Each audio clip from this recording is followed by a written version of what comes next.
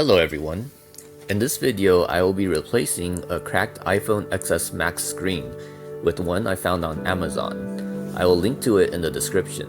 I will show what it comes with and how it stacks up to the original screen, which is actually a really great screen.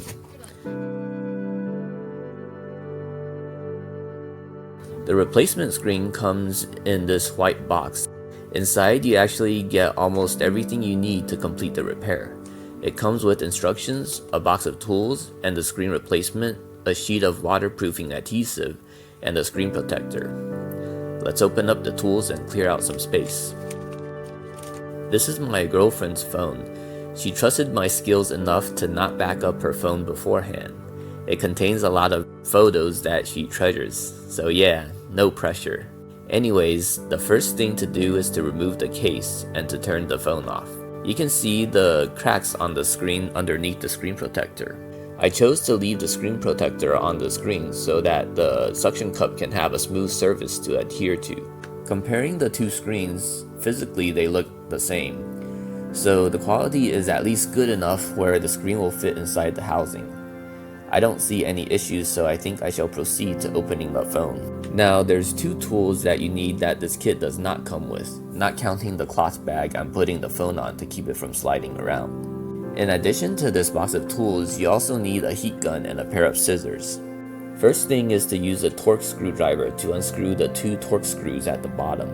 As I unscrew the screws, I'm putting them aside in a way that I'll remember which screw went where. This is important because there's screws of all different shapes and sizes in this iPhone.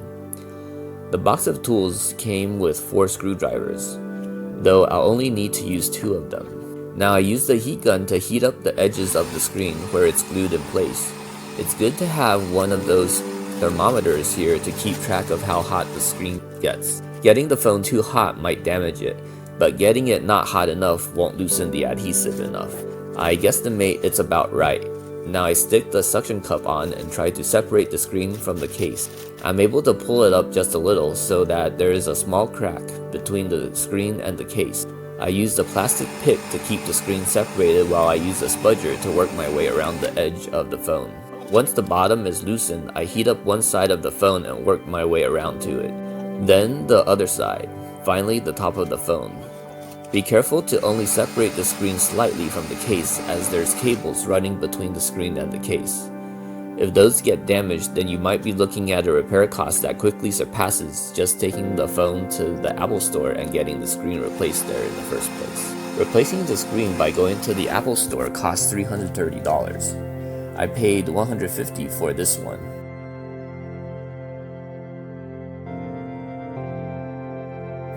Assuming everything goes well, I will have saved more than half the cost. You can see I'm only opening up a small gap between the screen and the case. Now that I've separated the screen from the case, I open it like a book. The cables are all on the right side. Now I crack open the instructions. These instructions were actually pretty good, but I would recommend watching iFixit and other iPhone teardown videos on YouTube first, like this one. In the middle, there's 7 Y screws I need to remove. Be sure to use the right screwdriver, and be very careful when unscrewing them.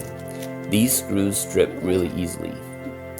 I'm not sure whether I stripped a screw or whether it was stripped when the phone was assembled, but I couldn't get this last screw out before it got stripped. By this point, I was sweating bullets. Did I just doom my girlfriend's phone? After some investigation, I noticed that I could swivel the metal bracket the screw was holding in place.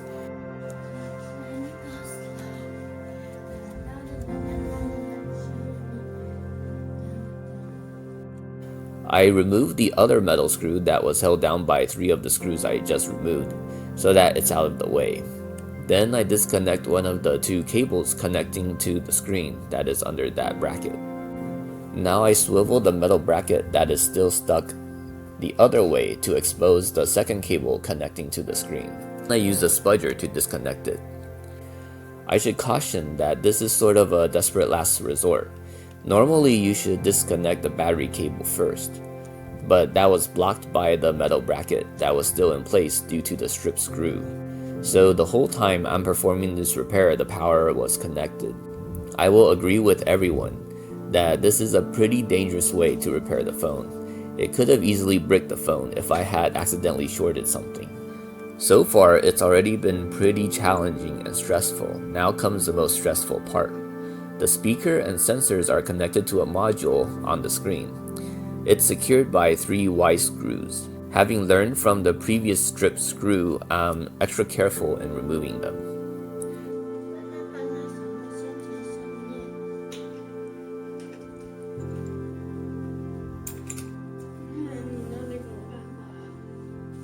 你觉得我的手机坏，它也是一种纪念。它好像有点番茄味和辣味，番茄酱的味道。我想要玩手机。你都那么多手机了，够玩一个了。Now the module has very thin cables running under it, and they are adhered to the screen. Gentleness and patience are key here. I'm being very careful in slowly and gently pulling them out of the screen. I can't afford to make a mistake here. I heat up the module to loosen the adhesive. Breaking the cable here would mean that Face ID would no longer work, even if I bought a replacement module. 你确定它不是吹风机吗，大哥？这手机还能用的呀？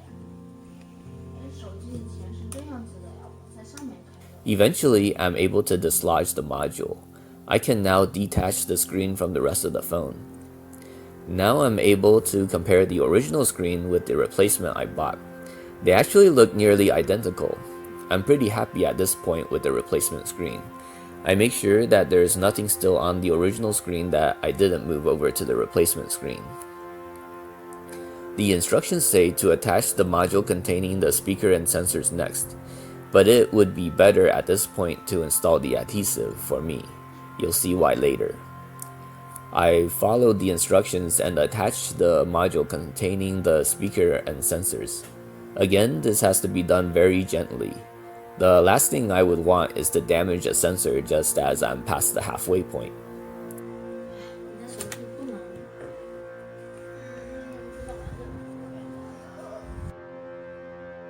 With everything in place, I screw the Y screws back in. I make sure to put the right screw back into its original place. I am careful not to over tighten them. Again, these soft dinky screws are so easy to strip.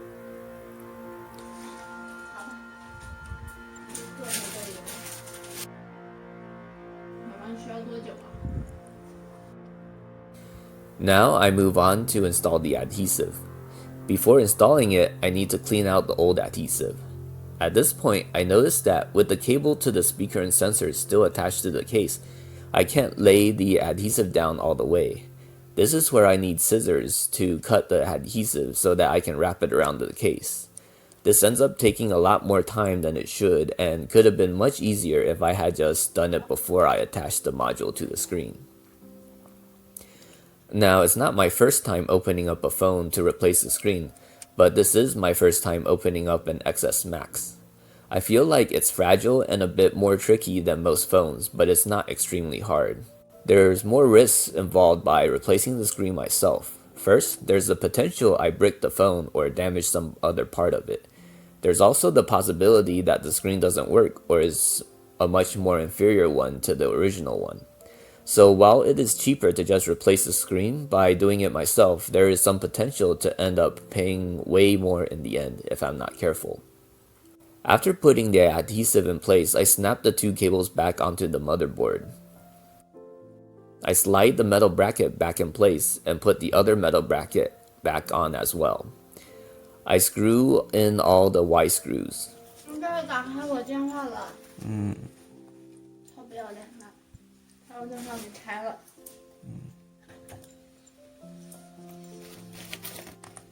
不能拍张照片吗？ Now it's a good time to test the phone before sealing it. Fingers are crossed. 拍张照片，你把我的电话给拆了。 I'm so happy and relieved when the screen turns on. Seems everything is working. Now I inspect the inside one last time to make sure everything is in its proper place. Now I close the phone up and press everything together. Finally, I screw the 2 Torx screws back in.